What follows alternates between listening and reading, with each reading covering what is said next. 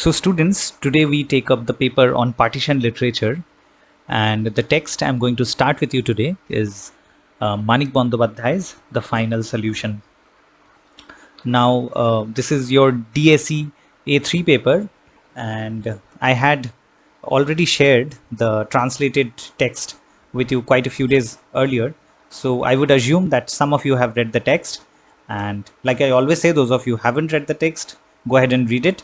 This is not a novel, it's a short story of some 10 to 11, 12 pages maybe. And one important note here, one important point: those of you who can read Bengali, please go ahead and read the Bengali. Do read the Bengali version, which is the original version.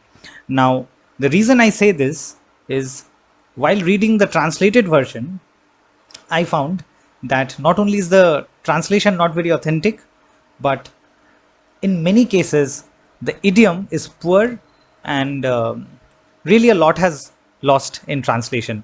So if you can afford to read Bengali, go ahead and read the Bengali version, and even if you can or cannot read Bengali, you definitely have to read the English version anyway, at least for the purposes of your syllabus. So that was one pointer I wanted to begin with. That said, I will first begin with an introduction of the author, right? So first let's talk about Manik Bandopadhyay, and then we will take up the text. If not in this lecture, then definitely we will have to take the text up in the subsequent lectures. But let's primarily focus on an introduction to Manik Bandopadhyay and his contribution to not just Bengali literature, but to Indian literature more broadly. So one more thing that would serve as an important reminder is the fact that this paper is on partition literature. And when we talk about partition, of course, we are referring to India being split into two countries, India and Pakistan. And you obviously know, and you will definitely see the reflections in this paper, DSE A3, that much of partition literature is either concentrated around what is today Punjab, and of course what is today West Bengal. So while in this paper, I think you have texts by Sadat Hossain Manto, you also have Sahir Ludhianvi, right? So these are from the Punjab side of the story, Punjab version or Punjab edition of the partition, right? And on the other hand, you have stories coming from Bengal, right? And one thing that is common to all these stories is that these are all stories of trauma, of extreme trauma. And partition is something that has affected millions of people, and it even today it continues to affect the next generations of the people who were directly affected by the partition. I mean, many of us living today were not directly affected by partition, surely not, because partition happened in 1947, and even most of our parents, for that matter, weren't born at that time. But it did affect the generation before, and there is something called collective memory, and I will talk more about collective memory, and collective memory or cultural memory, right? These are different, and yet there are degrees of similarity between these terms. And collective memory is something I have personally researched quite a bit and written a few research papers about. So it's an area of interest for me. So which is why I take particular interest in this text, right? Among obviously all the other texts are interesting, and they have merits of their own, and they do look at different aspects of collective memory and different aspects of partition, right? And obviously I'm not trying to say that Manik Bandopadhyay's The Final Solution in this case has a greater degree or greater importance in terms of collective memory. What I'm trying to tell you is that collective memory is a thing, cultural memory is a thing, right? And I'm going to discuss that, and it is definitely something which has passed down from generation to generation. So even after some 70 years after the partition, we are still reeling from its effects, right? Like you and I we definitely didn't directly face partition. We didn't have to run from this side of the border to the other, or from that side of the border to this. But we are still facing, living under the direct political effects of it, right? The effects of partition are still there in the rhetoric of our politicians today. If you remember the lessons from your paper on nationalism, the lessons that you learned while I taught you Tagore's nationalism, you will surely be able to relate that even though partition has happened some 70 years ago, uh, the rhetoric of partition, the rhetoric of violence and discontentment between communities remains in some form or the other, in forms of nationalism, in forms of political rhetoric, etc. So, which is why this is a very, very important topic. It's a very sensitive topic, and it does tend to upset different people, right? A lot of people are upset when partition is spoken about, and the nuances of partition are brought in front of them, particularly because it has a very living political dimension. All right. So think of that as a theoretical introduction, and that theoretical introduction will be expounded upon later. We're going to talk more about collective memory. We are also going to talk about cultural memory and collective consciousness, collective unconscious, etc., etc. A lot of terms from psychology, a lot of terms from cultural theory. We are all going to bring them together while studying this text, and make it as interesting as it can be. However, like I already warned you, the translation itself is something as your teacher, I'm not very comfortable with. So I did recommend for those of you who can read Bengali to go ahead and read the Bengali one. All right. So now let's talk about Manik Bandopadhyay.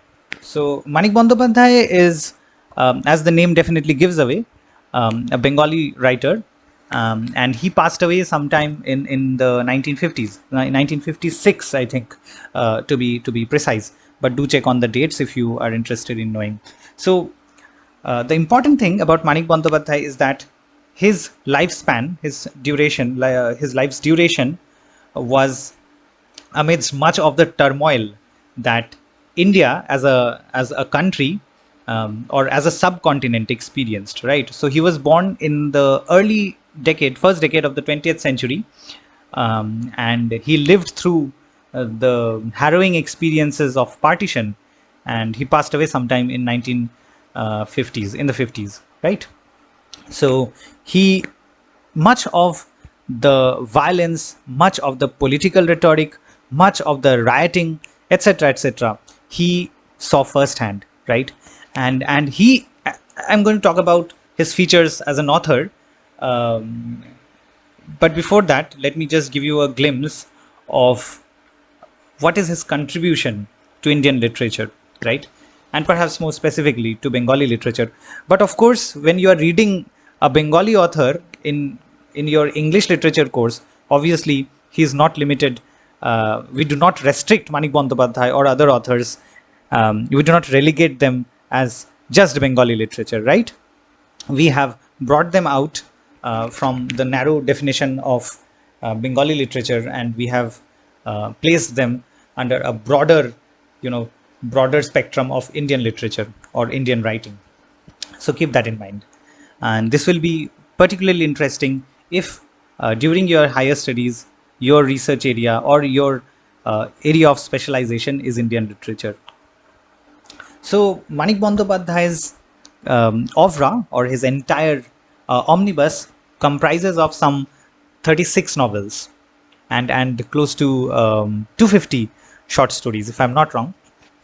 So some of his remarkable works, I will name quite a few, and sometimes you may not be familiar with these names, but I'm sure if you talk to your parents or grandparents about the works of Manik Bandopadhyay, and they will probably be familiar with one or two of these, right? So I will tell you the original names, and then I will also tell you the names of the translated version. So the most popular work, right, is Podda Nodir Majhi, and the English translation is the boatman on the river Padma. Then there is yet extremely famous work. These are all bestsellers by most important or most popular, I mean bestsellers, right? The second one is Putul Nacher Itikotha. The English translation is called The Puppet's Tale.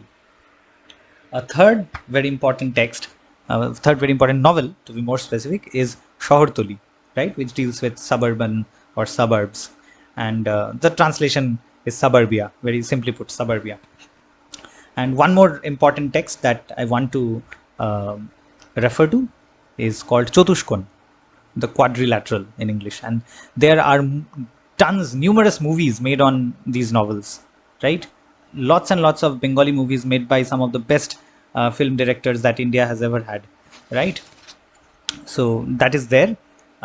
These texts are not lying there obscure. These are very famous texts. People who read Bengali literature are very familiar with them, and even people who are not familiar with Bengali literature directly are familiar with his works at different levels, because they have been reproduced as films, they have been translated into other languages, not only in India but abroad, because as you know, Bengali literature has a very, very high seat in among Indian literatures, and within Bengali literature, Manik Bandopadhyay has a very prominent place as well.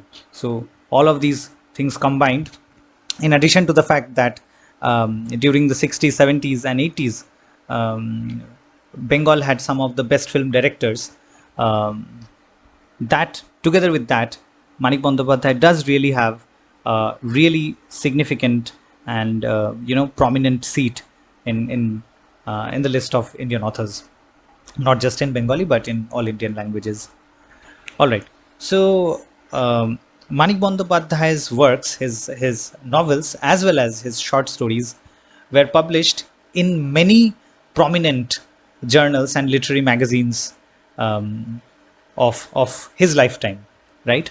And one or two of these names you will be familiar with. For example, Anandabajar Potrika. Anandabajar Potrika is still in publication. It's still, I think, the most popular, the highest selling newspaper in West Bengal, and probably one of the most highest selling newspapers in India. But the significance of Anandabajar Potrika here is that Manik Bandopadhyay published some of his stories, some of his novels serially in Anandabajar Potrika, or in the additional journals that come with Anandabajar Potrika, right? So this is one name I think most of you will be familiar with, even if you don't read that paper. Like I used to read Anandabajar at one time, and I don't know, I still read it sometimes, but yes, I don't like buy it anymore. Anyway, that's a different point. So the point is, Anandabajar Potrika is still very much there, and it was still there when Manik Bandopadhyay was writing, and it published several important works of Manik Bandopadhyay. So some of the other journals or literary magazines where his works are published are Bichitra, there is Jugantor, Satyajug, there is Bongosri, there is Kalantor, there is Porichoy, etc., etc. There are quite a few more, but there's no specific need of going into that. However, I did mention some of these names because in case any of you are interested in Manik Bandopadhyay specifically and want to find out more about him and perhaps do some research on his work, maybe not in the bachelor's level but later, you will find this information very useful, right? So when you are doing your research, the information about journals and literary magazines is extremely fundamental. You may not realize this now, but as you go on to pursue higher education, you will surely see how important it is. All right. Now, some important facts about his life and also about his perception of life and his philosophy and politics, right? So his life was marked by poverty. He was quite poor himself, and he was very frequently ill, right? He was not a very healthy person, right? Very frequently he fell ill. And he worked as the editor of two very important journals in West Bengal at that time. One is of course Bongosri, which I have named before, and there is yet another journal called Nobarun. Now, some of these are out of publication, but quite a few of these are still up and running and actually quite well in circulation.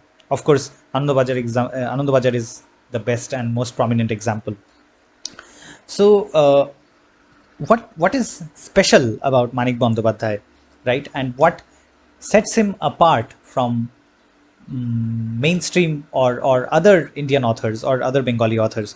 So his salient feature, perhaps the salient feature of his works, is that he tried to analyze the multi-dimensional facets of social reality, right? And he did this how?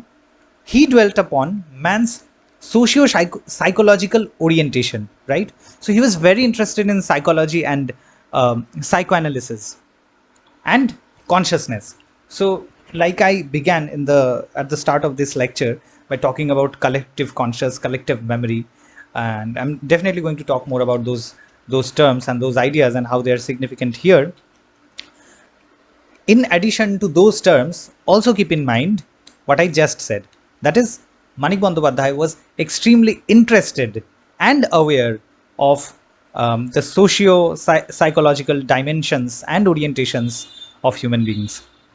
So naturally, his fiction or the short stories and novels that he has written, his fiction examines and investigates different problems confronting uh, confronting the people of his time and also exploring their psyche or their minds. So, in a way, what I'm essentially telling you is Manik Bandopadhyay's works are works of psychoanalysis, right? He was extremely interested in psychoanalysis, and in his fiction, that interest and that critique and analysis is extremely well present, right? And this is where my problem with the translation stands, because I find the translation as having lost much of that quality which was there in the original Bengali form. Nonetheless, I'm complaining a lot about the translation. Nevertheless, let's talk about a few more important facts about Manik Bandopadhyay that will help us study his works better. So, he was influenced, like I said, by Freudian principles of psychoanalysis, and also, just like Antonio Gramsci, whom you have studied in the previous semester, Manik Bandopadhyay too was inspired by Marxist philosophy. He was very interested in Marx and very interested in Freud, right? So you will see where this is going, and perhaps a few reflections of this, few anticipations you will be able to also find in the short story, that is the final solution. So instead of describing, the idyllic pleasures of life in rural societies, Manik Bandopadhyay tried to describe the psychic um, predilections, perhaps is the word, and also the sinister workings of the human mind, right? So very interested in psychology, and he was always looking for undertones of human speech, right? What is the He was always trying to understand what was the other meaning of what has just been said. What is written in between the lines? What is a person saying when he is not saying something, or what is a person not saying when he is saying something, right? So these are very important questions for Freud, and these are also very important questions for Manik Bandopadhyay. Now, Freud was a doctor, he was a psychoanalyst and a physician or a doctor, but Manik Bandopadhyay is an author, and Manik Bandopadhyay does not have real life clients like Freud, right? What he has is social reality. He takes that reality, he creates fiction from that reality, and what he does in his fiction is what Freud did and preached in real life. All right, so that should make sense. Let me know if it doesn't, and we'll talk about this in a later class as well. So the stories often, his stories often unravel, the dark and obscure, enigmatic aspects of human lives, who often lead disturbed existences, right, under the garb of seemingly unruffled and peaceful reality. So, if that was a bit too much to swallow, let me break it down for you, or let me provide you with some sort of digest. So what I'm trying to say is, Manik Bandyopadhyay, as he was interested in the inner workings of the human mind, he was always trying to point out or trying to show that under the garb of something peaceful, something unhappening, or something undisturbed, there may and often does lay something dark, obscure, and enigmatic. Right? This is, of course, in the context of the human psyche. Right? So even when a human being is apparently quiet and undisturbed and peaceful, inside his or her mind there may be a major turbulence going on, right? And Manik Bandyopadhyay's project, right? And when I say project, don't think of term paper.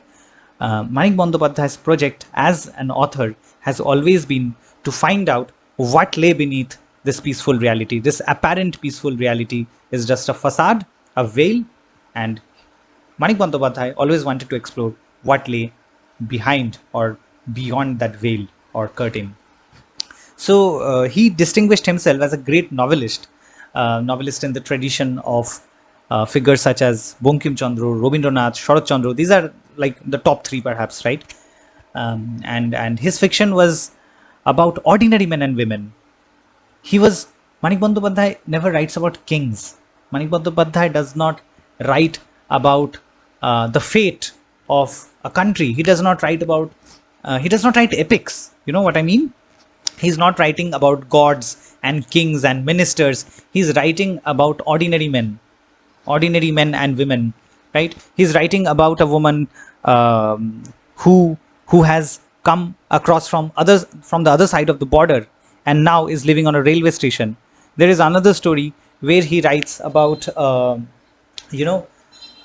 person, a tat shilpi, right? Tat shilpi is a weaver, right? Is a master weaver. So so these are the people he writes about, and I have already told you what he is interested in. So he writes about these characters, and under their apparent reality, beneath that layer of apparent reality, he explores what enigma, what obscurity, or what darkness lay under it. So he was writing about ordinary men and women who endured extraordinary circumstances during the independence era, and his writings gave a lot of people the chance to revisit some of the most heroic and yet forgotten characters of the times, right? And in this story, you will see Mollika as a very interesting character, and you will be able to see some of the things that I have just claimed that are found in Manik Bandyopadhyay's characters. So as a novelist, also as a short story writer, of course, he was concerned with change. He was also concerned with the relation between cause and effect, the relation between crisis and resolution. And he was not merely content with recording or subjective analysis of historical events, right? So he was always, remember I told you he was inspired by Marxist philosophy. So he has two projects. First, he does the analysis like Freud, but after doing that analysis, he tries to draw change. He tries to create change. And if you remember from our lessons on Gramsci, you definitely remember that he was an emancipatory thinker. He was an emancipatory philosopher. He was not a passive philosopher. That is also the case with Manik Bandyopadhyay, and hence the comparison with Gramsci. Now, of course, like Gramsci, Manik Bandyopadhyay was not a politician in the sense that he led a movement, which Gramsci did. He was not similar to Gramsci in the sense that Gramsci spent years of his lives in jail where Mussolini threw him into. That was not the case with Manik Bandyopadhyay. Nonetheless, Gramsci was not a fiction writer. Gramsci in jail wrote theoretical works. Theoretical works in the sense that he tried to break down Marxist philosophy, Marxist understanding of the world, and explain it in a way that is suitable to the modern world. Right? In other words, let me again reiterate in plainer language perhaps. So Marx was writing in the 1840s, 1850s, 1860s. Gramsci, and by the time Gramsci was writing his prison notebooks, it was the 1940s. So there was a gap of some 70 or 80 years.